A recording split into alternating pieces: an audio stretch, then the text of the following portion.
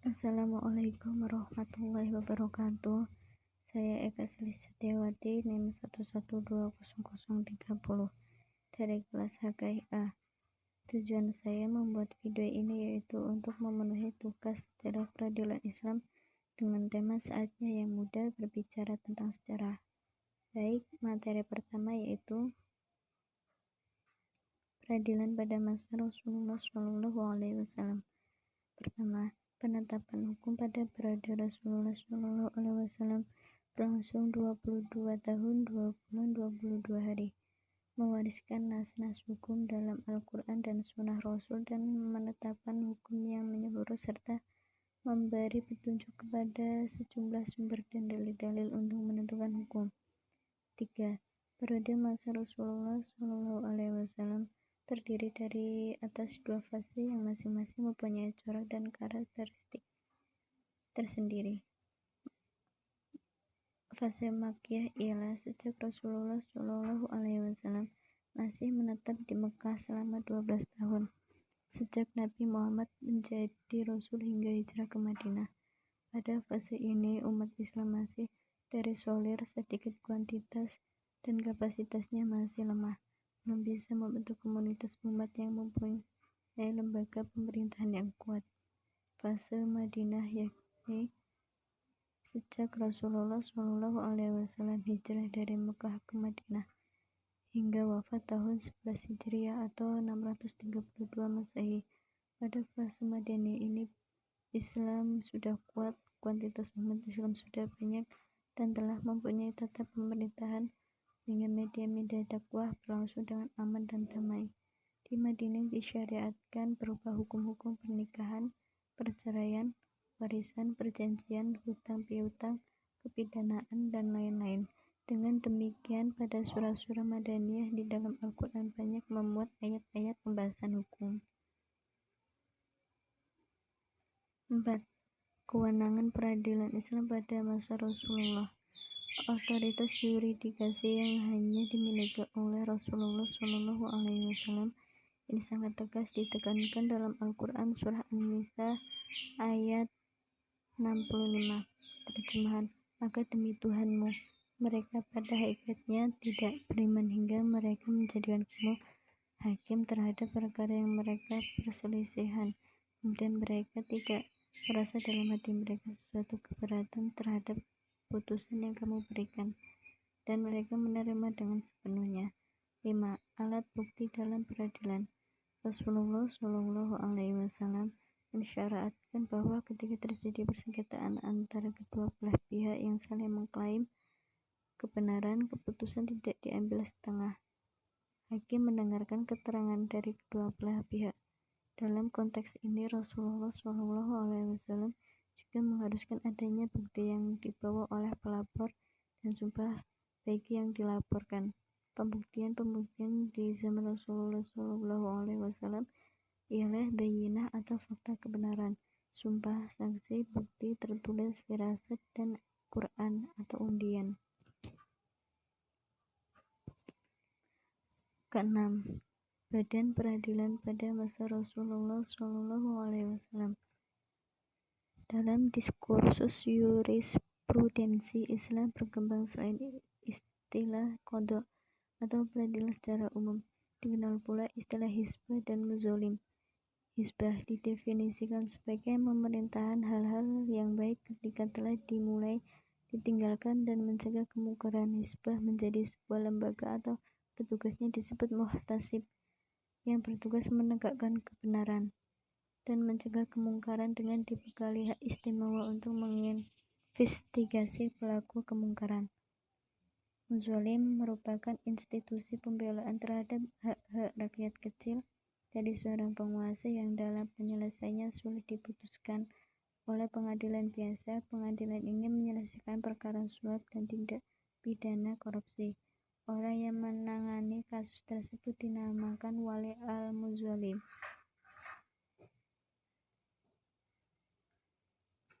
B. Peradilan pada masa Khulafaur Rasyidin. Pertama, peradilan pada masa Abu Bakar As-Siddiq. Sumber hukum pada Abu Bakar adalah Al-Quran, Sunnah, dan Ijtihad. Pada masa pemerintahan Abu Bakar ada 3 kekuatan, yaitu pertama kuat al-syariah legislatif, kedua kuat al-qadaiyah yudikatif, di dalamnya masuk peradilan, dan ketiga kuat al-tanfiziyah eksekutif. 2. Peradilan pada masa Umar bin Khattab. Pengangkatan qadhi pada masa Umar, yaitu qadhi daerah ditunjuk oleh khalifah sendiri, khalifah yang mengutus dari pusat pemerintahan ke suatu daerah. Contoh-contoh ijtihad Umar dalam penetapan hukum adalah sebagai berikut: pengguguran hukum had bagi pencuri, talak 3 dengan 1 lafaz, hukum ta'zir. 3. Peradilan pada masa Utsman bin Affan. Membangun gedung peradilan baik di kota Madinah maupun di daerah gubernur yang sebelumnya pelaksanaan persidangan dilaksanakan di masjid. Menyempurnakan administrasi peradilan dan mengangkat pejabat-pejabat yang mengurus administrasi peradilan. Memberi gaji kepada qadhi dan stafnya yang diambil dari Baitul Mal. Mengangkat naib qadhi, yaitu semacam panitera yang membantu tugas-tugas qadhi. 4. Peradilan pada masa Ali bin Abi Thalib. Ali Abdullah bin Abbas sebagai pengganti beliau di Madinah dan mengangkat Abdul Aswad ad-Dauli dalam masalah pemerintahan di Basrah dan sekaligus dalam peradilan. Ali juga memperhatikan para gubernur dan para hakim dengan bimbingan dan pengarahan. C. Peradilan pada masa Bani Umayyah. Pertama, dinasti Umayyah didirikan oleh Muawiyah bin Abi Sufyan bin Sorin Bibham bin Umayyah al-Quraisy. Muawiyah adalah putra dari Abu Sufyan bin Harb. Muawiyah yang lahir pada tahun ke-15 sebelum peristiwa hijrah Nabi Muhammad SAW. Muawiyah bersama ayahnya memeluk agama Islam setelah peristiwa Fathul Mekkah. Masa kekhalifahan Bani Umayyah berumur 90 tahun, dimulai pada masa kekuasaan Muawiyah bin Abi Sufyan. 2. Ciri khas bentuk peradilan pada masa Bani Umayyah, yaitu hakim memutuskan perkara menurut hasil ijtihadnya sendiri. Dalam hal-hal tidak ada nas atau ijma.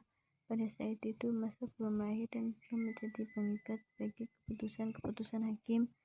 Pedoman hakim hanya Al-Quran dan Sunnah. Lembaga peradilan pada saat itu belum dipengaruhi oleh penguasa. Hakim memiliki hak otonom yang sempurna, tidak terpengaruh oleh keinginan-keinginan penguasa. Keputusan mereka tidak hanya berlaku pada rakyat biasa, tetapi juga pada penguasa sendiri. Dalam hal itu, khalifah selalu mengawasi gerak-gerik hakim dan memecut hakim yang menyeleweng dari garis yang ditentukan. 3.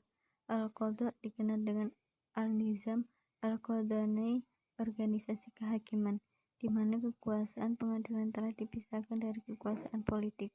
Khalifah mengangkat qadhi-qadhi yang bertugas di ibu kota pemerintahan, sementara qadhi yang bertugas di daerah diserahkan pengangkatannya pada kepala daerah tersebut. Di peradilan pada masa Bani Abbasiyah. Pertama, Al-Qadhi. Hakimnya bergelar Al-Qadhi, menyelesaikan perkara sengketa perselisihan, mengurus perkara-perkara yang berhubungan dengan agama dan umumnya, menyelesaikan perkara sengketa dan masalah wakaf, berpedoman ada mazhab masing-masing yang dianut oleh masyarakat. Al-Qadha adalah lembaga yang berfungsi memberi penerangan dan pembinaan hukum. 2. Al-Hizbah. Hakim yang bergelar muhtasib, tindak pidana yang memerlukan pengurusan segera. Seorang muhtasib harus mampu mengajak masyarakat menjaga ketertiban umum yang berkaitan hak keduanya atau hak Allah dan hamba. Misal, melarang berbuat curang dalam muamalah seperti penipuan dan takaran dan timbangan. Yang berkaitan dengan hak hamba seperti melarang mengganggu kelancaran lalu lintas. Amar ma'ruf nahi mungkar, baik yang berkaitan dengan hak Allah, hak hamba, dan hak keduanya. 3. Wilayat al-muzalim. Hakim yang bergelar Sohibul atau Qadhi al-Muzalim. Kekuasaan pengadilan lebih tinggi dari kekuasaan hakim muhtasib, bertugas memeriksa kasus-kasus yang tidak masuk akal dalam wewenang hakim biasa. Kasus-kasus yang mengangkut penganiayaan yang dilakukan oleh penguasa terhadap rakyat biasa, seperti kezaliman dan ketidakadilan yang dilakukan oleh para kerabat, khalifah, pegawai pemerintahan, dan hakim-hakim. Lembaga Qadhi Qudha. Yang pertama, Diwan Qadhi al-Qudhah berfungsi dan tugasnya mirip dengan Departemen Kehakiman yang dipimpin oleh Qadhi al-Qudhah, Ketua Mahkamah Agung. Semua badan-badan pengadilan dan badan-badan yang lain yang ada hukuman dengan kehakiman di bawah Diwan Qadhi al-Qudhah. 2. Qudha al-Aqali, hakim provinsi yang mengetahui pengadilan tinggi. 3. Qudha al-Amsar, hakim kota yang mengetahui pengadilan negeri. Al-Qadha atau al-Hisbah. 4. Al-Sultah al-Qadhiyah, yaitu jabatan kejaksaan di ibu kota negara dipimpin oleh al-Mudda il-Ummi, jaksa agung, dan tiap-tiap kota oleh naib ummi jaksa.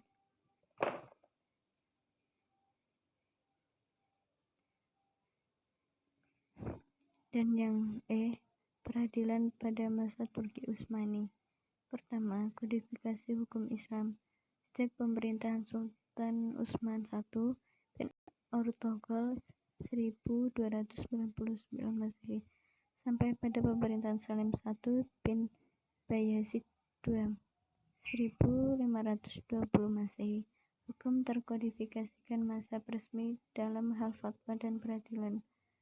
Sejak pemerintahan Sultan Sulaiman I bin Salim I 1520 Masehi berupaya untuk mengkodifikasikan hukum Islam sebagai dari hukum negara, sehingga ia juga disebut dengan Sulaiman An-Qanuni. 2. Kendala kodifikasi. Sumber tasyri Islam. Ada kekhawatiran dari para mujtahid dalam menginterpretasikan sumber tasyri. Kebebasan berijtihad. Selain ijtihad adalah sebuah keniscayaan. Beranggapan jika hasil ijtihad telah dikodifikasikan berarti tidak lagi menerima ijtihad lain, padahal perubahan hukum mengikuti perubahan zaman. 3. Metode kodifikasi hukum. Menetapkan mazhab Hanafi sebagai mazhab resmi negara dilakukan sejak pemerintahan Sultan Salim I. Penyusunan satu pendapat mazhab dalam majalah Al-Ahkam Al-Adliyah mengkompilasikan hukum Islam dari mazhab yang berbeda disesuaikan dengan kondisi saat itu, mengadopsi perundang-undangan modern. 4. Bentuk peradilan. Al-Juz'iyat atau mahkamah biasa atau rendah, menyelesaikan perkara pidana dan perdana. Mahkamah al-Istinaf atau mahkamah banding, meneliti dan mengkaji perkara yang berlaku. Mahkamah al-Tamyiz, al-Naqd wa al-Ibram atau mahkamah tinggi, para qadhi yang terbukti melakukan kesalahan dalam menetapkan hukum. Mahkamah al-Istinaf al-Uliyam atau mahkamah agung, berada langsung di bawah pengawasan sultan.